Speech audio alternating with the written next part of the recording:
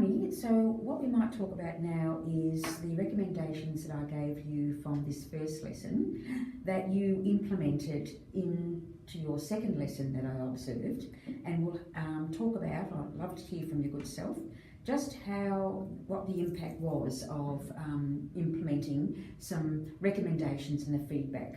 So what we talked about was your focus area was increasing student independence. Mm-hmm. And what I observed was that students, of course, finish a task at different stages. And we had some early finishes, you've got some very bright children in that class, and you had some students that perhaps were, you needed to contact and be with them to support them, and there were others who were just flying through the task. I then noticed that they were just all walking around, and one of the suggestions that you gave was to, they were sitting and reading. Now, 99% of the students were doing that, but then as time went on, there was more sort of need for you to intervene with suggestions in regards to how about you do this, which they all complied with, but I'm wondering whether we could do that in a different way. So one thing that we suggested, or I suggested that you might look at, was actually having a variety of tasks on their desks. So they could then, the early finishers are already engaged, they want to be challenged, they want to be able to learn more. So by supplying them with a challenge, it allows them to stay in that mindset, oh, there's more to learn. Yeah. I want to be engaged in that.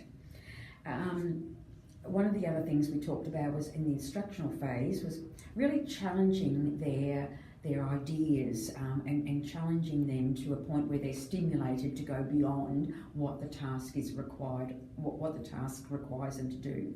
So example might be, you might put on the board, what if I added some salt to my experiment? What do you think might happen? Mm-hmm. Now you've got some children in that room who'll sit back and think, I wonder what would happen.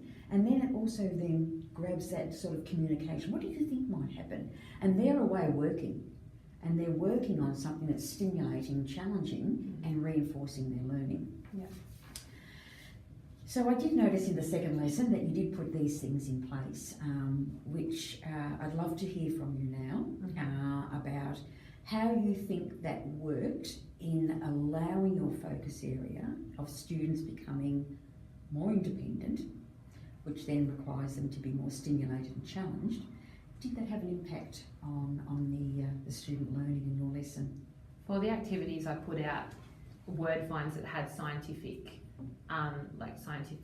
vocabulary and things like that, which they loved and they all did it, but it was still creating, I think, a little bit of a noisy classroom just because they were all talking to each other and things like that. But I guess that was the first time I'd ever done anything like that. So I think by doing that, that's just another lesson that maybe a different type of activity is probably best. But as we had that conversation where I can be a little bit of a control freak, and when they get excited and I say, be quiet, and you said that's about, you can tell they're engaged in that learning, then I guess it just depends on the type of classroom that I want. But the only problem with that is just with my kids are a little bit more slow. It's just how engaged can they be when everybody else is doing an activity that they would think is more fun. And if they don't get that chance to do it, I feel a little bit bad for them. But I just think that the idea is really good, but I just think maybe I need to change it to an activity where it's still going to be on topic and engaging, but not quite. They don't need to do it with other people because they all they turn everything into a competition. Right. Like who can get things done quickest and who's got what word. Yeah, sounds like you know your children extremely well, and that's a credit to you. I take on board what you're saying, and often the students who are struggling, you want them to be able to access a challenge or access some further stimulation.